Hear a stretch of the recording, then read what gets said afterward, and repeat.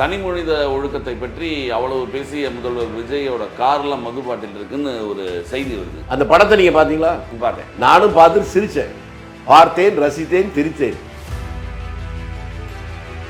சட்டம் ஒழுங்கு பிரச்சனைகள் தொடர்ந்து வருது. பாலியல் வன்கொடுமைகளை பற்றி தினமும் கேள்வி கேட்க நடவடிக்கை அவர்கள் எடுக்கல, இவர்கள் எடுக்கிறாங்க. ரெண்டுக்கு இருக்கிற வித்தியாசம் அதை புரிஞ்சுக்கிட்டு நம்ம பேசினாதான் நமக்கு அவங்களுக்குமே வித்தியாசம் இருக்குன்னு அர்த்தம். இல்லைன்னா நீங்களும் போதையில் இருக்கீங்க. தோல்விகளை சந்திக்காத இயக்கம் கிடையாது. மீண்டும் எடு பீனிக்ஸ் பறவை இதெல்லாம் இந்த கதையெல்லாம் யாரா வேற யார்ட்ட போய் சின்ன பிள்ளைகிட்ட சொல்லுங்க.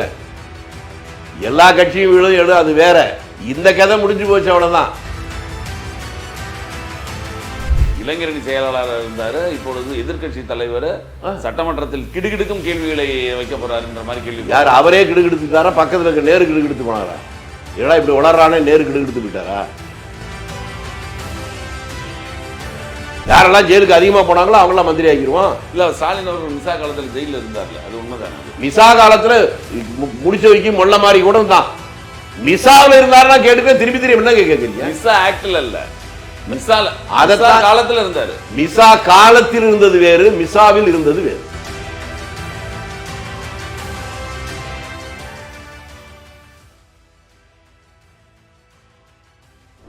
வணக்கம், இது செய்தி மலரின் நேர்காணல் நிகழ்ச்சி. இன்றைய நிகழ்ச்சியில் கலந்து கொண்டதனுடைய கருத்துக்களை தெரிவிப்பதற்காக தமிழ்நாடு காங்கிரஸ் கமிட்டியினுடைய மூத்த நிர்வாகி திருச்சி வேலுச்சாமி அவர்களை சந்திக்க விடுகிறோம். வணக்கம் சார். வணக்கம் சார். தொடர் விமர்சனங்கள் எழுதுகிற இந்த ஒரு மாத கால ஆட்சியில் முக்கியமாக நீங்களும் பதில் சொன்னீங்க. ஆனாலும் சட்டம் ஒழுங்கு பிரச்சனைகள் தொடர்ந்து வருது.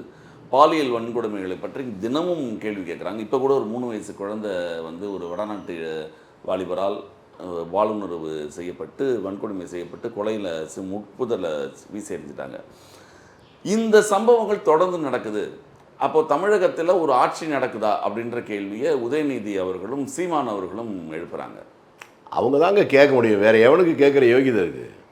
அந்த தொழிலை பற்றி அவங்க தான் மாஸ்டர்ஸ், அதனால் அவங்களுக்கு தெரியும்.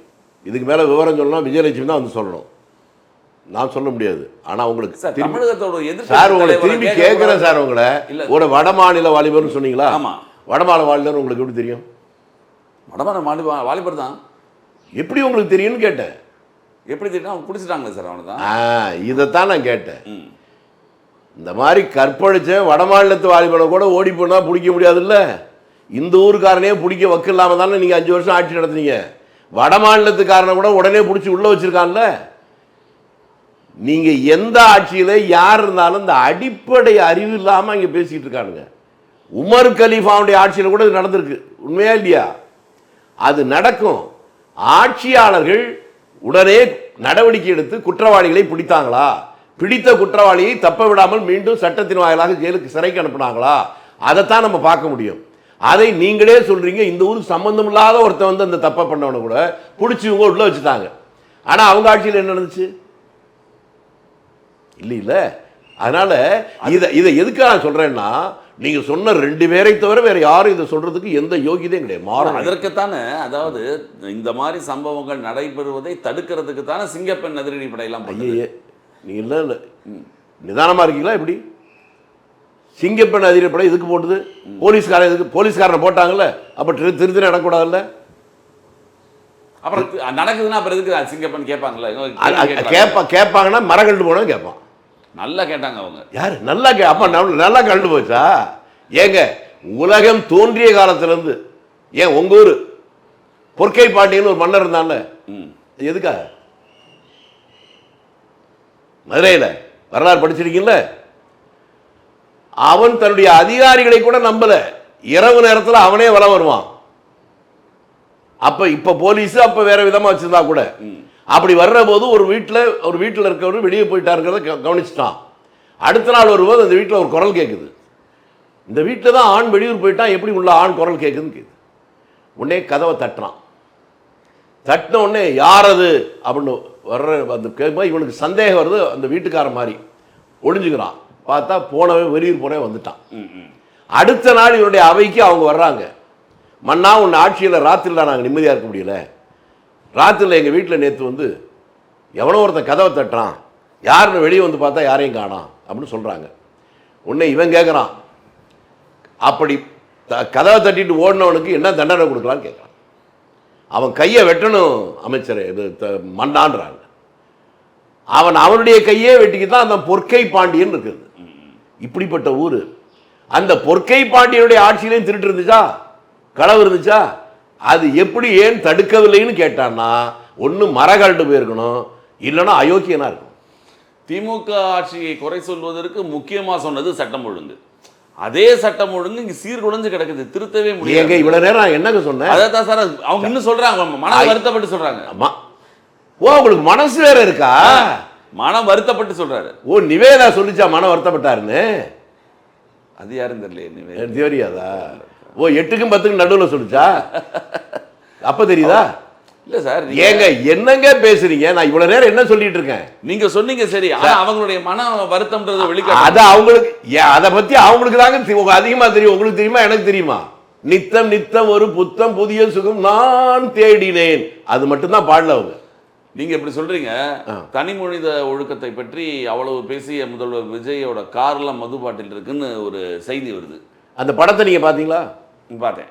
நானும் பார்த்துட்டு சிரிச்சேன், பார்த்தேன், ரசித்தேன், திரித்தேன். யூஸ் அண்ட் த்ரோவில் பேப்பர்லையும் வச்சிருப்பாங்க, அதே மாதிரி பிளாஸ்டிக்ல இவ்வளவு உயரத்தில் ஒரு கப்பு வச்சிருப்பாங்கல்ல, டம்ளர் மாதிரி. அது மாதிரி டம்ளர் தான் இருக்கு. அதை வச்சு பாட்டில் சொல்லி போட்டிருக்காங்க. முன்னால கான்வாய் போகுது. ஏன்னா அதுல ஒன்றும் பிரச்சனை இல்லை, அவங்க அப்படிதான் சொல்லுவாங்க. இப்போ ஒரு உதாரணத்துக்கு வச்சுங்களேன், இப்போ நல்லா வெயில் அடிக்குது, நீங்க ஒரு மழை பெஞ்சா பரவாயில்ல நினைப்பீங்க. ஒரு மண்பானை செஞ்சு இப்பதான் வெயிலில் வச்சிருப்பான், அவன் மழை வர்ற மாதிரி இருக்கு, ஐயோ மழை வருதா, வராமல் இருக்கணுமே அப்படின்னு சொல்லுவான்ல, அவனுடைய கவலை அவனுக்கு. அது மாதிரி ஒரு இடத்த பார்க்குறான், அந்த இடத்த பார்த்தா ஒவ்வொருத்தருக்கும் ஒவ்வொரு படம் வரும். ஒரு பெரிய பிளே கிரவுண்டை பார்த்தா அந்த தம்பிக்கு பார்த்தா இங்கே கிரிக்கெட் விளையாடலாம், ஃபுட்பால் விளையாடலான்னு தோணும். உங்களுக்கு பார்த்தா இதை எப்படி விலைக்கு வாங்கலான்னு தோணும். இப்போ எங்களுக்கு பார்த்தா இதை இவ்வளவு வீணா போகுதே, இதை ஒரு விவசாயம் பண்ணால் பரவாயில்லன்னு தோணும். இது அவங்களுடைய மன உணர்வுக்கு தகுந்த மாதிரி தோணும். இவங்க புத்தி இதை தவிர ஒன்றும் இல்லை. செந்தில் பாலாஜிக்கெல்லாம் பார்த்தா இங்கே ஒரு பார் கட்டலாமே தோணும். அப்படியா? இல்லை தோணலாமான்னு கேட்குறேன். இருக்கு, அது உங்களுக்கு தெரிஞ்சவர் சொல்றீங்க, நாம அதை மறுக்க முடியுமா? அது வைக்கலாம். அதுல ஒரு பிளாஸ்டிக் வெறும் டம்ளர் இருந்ததை வச்சுக்கிட்டு அவர் கார் ஓட்டுறவர் குடிச்சுட்டே கார் ஓட்டுவாரா? என்னங்க பேச்சுது? மங்களூர்ல கோயிலுக்கு போயிட்டு வரும்போது அதைத்தான் சொல்றேன். மங்களூரு பெங்களூரு எந்த ஊரா இருக்கட்டும் சரி, அப்படியே வச்சுங்க. இவங்க யாரை சொல்றாங்க? அவரை குறை சொல்றாங்களா, அல்லது கர்நாடகத்தில் அங்க சட்டம் ஒழுங்கு சரியில்லைன்னு சொல்றாங்களா? மங்களூர் கர்நாடகாவில் இருக்கு, அங்கே குடிபோதையில் கார் ஓட்டினா அங்கே நடவடிக்கை எடுக்கலைங்கிற சொல்றாங்களா? புரிஞ்சுக்கிட்டு பேசட்டும், அப்புறம் சிக்கலாயிரும். தாவேகா எம்எல்ஏக்கள் பற்றியும் நிறைய சர்ச்சைக்கிறதுகள், நிர்வாகிகள் மேலே நிறைய சர்ச்சைக்கிறதுக்கெல்லாம் தொடர்ந்து வருது, பாலியல் குற்றச்சாட்டுகள். சார் நான் என்ன சொல்றேன், சர்ச்சைகள் இல்லாத ஒரு நாடு இதுவரை எங்கேயும் இல்லை, இனிமேலும் வராது. அதை சர்ச்சைகள் வருகிற போது நடவடிக்கை எடுக்கிறாங்களான்னு தான். இப்போ உங்களுக்கு எல்லாருக்கும் தெரிஞ்ச ஒரு உண்மை, வெறும் 2.5 வயசு குழந்தைய கற்பழிச்சு கொண்டானா போன ஆட்சியில், அவனை பிடிச்சிட்டு போலீஸ் வந்து ஊர் ஜனங்களே பிடிச்சிட்டாங்க. அவங்க தப்பிக்கிறது, போலீஸ் வந்தோடனே தப்பிச்சு அவன் நிம்மதியாக போகிறான். அவன் இளைஞர் திமுகவுடைய செயலாளர். அவனை கூட்டு போகும்போது எப்படி கொண்டா அந்த ஃபோட்டோ எடுத்து பாருங்க. ஆனால் இவர்கள் ஆட்சியில் அவங்க கட்சி சேர்ந்த மேலே இப்போ 2 நாளைக்கு முன்னால் சேலத்தில் ஒருத்த மேலே வந்திருக்கு, அடித்து உள்ள தள்ளிட்டாங்க. நடவடிக்கை அவர்கள் எடுக்கலை, இவர்கள் எடுக்கிறாங்க. ரெண்டுக்கு இருக்கிற வித்தியாசம் அதை புரிஞ்சுக்கிட்டு நம்ம பேசினாதான் நமக்கு அவங்களுக்குமே வித்தியாசம் இருக்குன்னு அர்த்தம். இல்லைன்னா நீங்களும் போதையில் இருக்கீன்னு போயிடும். நான் புரிஞ்சிருச்சு. புரிஞ்சுதான் அப்போ நிதானமாக. திமுகவோட பெண்கள் சம்பந்தப்பட்ட ஒரு கூட்டம் நடந்தது. அதில் பேசும்போது தூய சக்தி தூய சக்தின்னு சொன்னாங்க. இப்போ ஒரு காஞ்சி போன சக்தி ஆயிடுச்சு, அது தீஞ்சு போன சக்தி அப்படின்றாரு. அப்படியா? அவரை பற்றியே சொன்னதை நீங்கள் வந்து நான் வேற யாரையோ சொன்னா நினச்சிட்டீங்க. நான் தூய சக்தி தூய சக்தி, நான் இங்கே காஞ்சி போச்சு, என்ன தீஞ்சு போச்சுன்னாரா? காஞ்சி போச்சு, தாங்க தீஞ்சு போனால் அதோட கதை முடிஞ்சு போச்சுன்னு அர்த்தம். என் கதை அவர் ஒரு பாட்டு தான், இந்த பாடல டிஎம் சௌந்தரராஜன் கடைசி காலத்தில் ஒரு பாட்டு பாடினார், என் கதை முடியும் நேரம் இதுன்னு. அவர் என் கடை முடியும் நேரம் இதுன்னு தான் பாடினார். என் கதை முடிஞ்சு போன நேரம் இதுன்னு இவர் பாட போறார். ஒரு வைத்தறிச்சல்ல பாடுறதானங்க அது. அது பாவம், விட்டுருங்க. அது போய் திமுக வந்து தோல்விகளை சந்திக்காத இயக்கம் கிடையாது, மீண்டு எடு ஃபீனிக்ஸ் பறவை. இதெல்லாம் இந்த கதையெல்லாம் யாரா வேற யார்ட்ட போய் சின்ன பிள்ளைகிட்ட சொல்லுங்க. எல்லா கட்சியும் எழு அது வேற. இந்த கதை முடிஞ்சு போச்சு, அவ்வளவுதான். ஃபீனிக்ஸ் பண்ண மீண்டும், அதாவது 13 வருஷம் அவங்க எம்ஜிஆர் இருக்கும் பொழுது கூட எதிர்க்கட்சியா இருந்துட்டு நீங்க சொன்னதை நான் மறுத்தனா? மறுக்கல. இது மாதிரி வர்றது இயற்கை தான். அது கடந்த காலத்தில் இருக்கலாம், இது அந்திம காலம், முடிஞ்சு போச்சு சார். அவரே சொல்ற மாதிரி தீஞ்சு போச்சுங்க. தீஞ்சு போனதுக்கு அப்புறம் அது எப்படி உயிர் வரும்? உதயநிதி ஸ்டாலின் இருக்காரு, அதை நிமிர்த்து கொண்டு வர மாட்டாரா உதயநிதி? அதனால தானே அது வரவே வராதுங்கிறாங்க இந்த கட்சியில் இருக்கவங்க. இளைஞரணி செயலாளராக இருந்தாரு, இப்பொழுது எதிர்க்கட்சி தலைவர், சட்டமன்றத்தில் கிடுகிடுக்கும் கேள்விகளை வைக்க போறாருன்ற மாதிரி கேள்வி. யார்? அவரே கிடுகிடுத்துட்டாரா? பக்கத்தில் இருக்க நேரு கிடுகிடுத்து போனாரா? ஏடா இப்படி வளர்றானே நேரு கிடுகிடுத்து போயிட்டாரா? நேரு பேப்பரை கரெக்டாக கொடுத்தாரு, நேரு வாங்கி வச்சாரு. ஓ, நேரு வேலை பேப்பர் கொடுத்து பேப்பர் வாங்குறதானா? நான் இவ்வளவு நாளா அவர் ஏதோ பெரிய மனுஷன் நினைச்சிட்டு 2 நாள்ல கூட போற சட்டமன்றத்தில் அடுக்கடுக்கான கேள்வி கணக்குகளை வீச தயாராகிட்டு இருக்காரு உதயநிதி. ரைட்டு, கேட்கட்டும், அப்பதானே தெரியும் விஷயம், அப்பதானே தெரியும், வரட்டும். அப்படிப்பட்ட இளைஞரணி தலைவராக இருக்கிறவர் எப்படியும் திமுக வந்து அந்த கட்சியில மட்டும் எப்படிங்க 50 வயசுல 60 வயசுலாம் இளைஞரணி தலைவராக இருக்காங்க? அவங்க அப்பா வந்து 60 வயசு தாண்டி இளைஞரணி தலைவராக இருந்தாரு. இப்போ இவருக்கு 50 வயசு தாண்டிடுச்சுல்ல? ஆமா, இருக்கும் 50 வயசு இருக்கும். நல்ல வேலை மாணவரணி தலைவரா அதுவும் அவரே இருந்திருக்கலாம். விட்டுட்டு ஏமாந்துட்டார். நம்ம சொன்னதுக்கு அப்புறம் அவருக்கு புரியும். இன்பநிதி இன்பநிதி போட்டாச்சா மாணவர்கள்? இல்ல, போட போறாங்கன்னு நினைக்கிறேன். இப்போ போட்டுருவோம். போடலன்னா இதுவரையும் அவரே வச்சுட்டு ஒரு அரசியல் நடத்துறது, ஒரு அரசியலுக்கு வர்றது அந்த பிள்ளைகளோட விருப்பம்ன்றாங்க. ஏங்க நான் என்ன வேணான்னு நாங்க சொன்னேன்? நீங்க எந்த நிதி உங்க வாழ்க்கையே நிதிக்காக தான் இருக்குன்னு எங்களுக்கு தெரியுங்க. எந்த நீதிக்காக கிடையாது நீங்க என்ன எனக்கு தெரியுங்க. கருணாநிதி, உதயநிதி, இன்பநிதி யாராக இருந்தாலும் அவர்களுக்காக வேலை செய்வோம்னு சொன்னார்ல துரைமுருகன் அவர்கள். இப்ப அவரு ரிட்டையர்ட் ஆகி போயிட்டாரு தெரியுமா? அன்னைக்கு நடந்து வந்தார், அப்படிதான் கொஞ்சமா வந்தார். பக்கத்துல ஒரு 2 பேர் பிடிச்சிட்டு இருந்தாங்க, அது உங்களுக்கு தெரியல. வயோதிகம் காரணமாக. அது ஏங்க நீங்க தானே சொன்னீங்க அவருக்கு இடையே வேலை பார்ப்பேன்னு சொன்னாரு. அப்படிப்பட்டாலும் தான் வேலை பார்ப்பான். நல்லா இருக்கணும் வேலை பார்ப்பான். நல்லா இருக்கிறவனா புத்திசாலி வர மாட்டது இல்லை, அப்படி ஆளு தான் சொல்லிட்டு இருக்காங்க. உதயநிதி ஸ்டாலின் இன்னொரு முக்கியமான விஷயம் சொல்றாரு, மிக முக்கியமான விஷயம் நீங்க உங்களை சொல்லணும்ன்றது. ஓ, என்ன துபாய் போனாரா? இல்லை முக்கியமான விஷயம். நீங்களே துபாய் போய் தான் முக்கியமான விஷயமா சார்? ஏங்க அங்கே தாங்க முக்கியமான விஷயமே இருக்கு. நான் போன தடவை சொன்னேன் சார், அது ஒரு முதலீடுகள் ஏதாவது இருந்திருக்கும். நான் மட்டும் என்னங்க சொல்றேன், முதலீடு அங்கே இருக்கிறனால தாங்க அடிக்கடி போய் நியாயமான முறையில் வேலை பார்த்து சம்பாதிக்கணும்னு நினைக்கிறாங்க. ஓ, நீங்க அப்ப அநியாயமா சம்பாதிக்கிறீங்க? இல்ல அவங்க நினைக்கிறாங்கன்னு சொன்னேன். அப்ப நீங்க நியாயமா நினைக்கலையான்னு? நான் நல்லாவே இருக்கேன், நான் நியாயமா தான் இருக்கேன். அப்படியா? அதை சொல்லுங்க. அப்ப அவங்கள விட நீங்க நல்லா இருக்கீங்க. ஆனா என்னை விட அவங்க ரொம்ப நல்லா இருக்காங்கன்னு வச்சுக்கோங்க. அப்போ நீங்க பைத்தியம்னு அர்த்தம். எதுக்கு சார்? நல்லா இருக்கிறதுக்கு பேர் என்ன? நல்லா சம்பாதிச்சு சந்தோஷமா இருக்கிறது. இப்பதான் சந்தோஷத்துக்கும் நீங்க சொல்ற நல்லா வேற, இந்த சந்தோஷம் நல்லா வேற. நான் சந்தோஷம் நல்லா சொல்லுங்க. வெயில் காலம் தானே, போய் பாருங்க கிராமத்தில் முள்ளு செடி கீழே கூட படுத்து தூங்கிட்டு இருப்பான். இவங்களுக்கு கார் இருக்கு, பங்களா இருக்கு, எல்லாம் இருக்குல்ல, கோடி கோடியா பணம் இருக்குல்ல. தண்டவாளத்தை தலை வச்சு படுத்தவங்க தானே சார் அவங்க சொல்றாங்க. தண்டவாளம் ஓடாத ரயில் ஓடாத தண்டவாளத்தில் படுத்தது, அந்த கதையெல்லாம் உங்களுக்கு தெரியாத? பாளையங்கோட்டை சிறையிலே பாம்புகள் பள்ளிகள் நடுவிலே. ஆமா, சரி. இப்போ உங்களை திரும்பி கேட்கறாங்க, அதை அப்படியே ஒத்துக்கிறேன். பாம்பு பள்ளிக்கு நடுவுல நீ குடும்பம் நடத்திருக்க, அப்ப அதெல்லாம் குடிச்சிருக்கும்ல. பாம்பு கடிச்சாலும் உயிரா இருக்கனா, அதை விட நீ விஷம்னு அர்த்தம். எனக்கு சிரிக்கிறீங்க?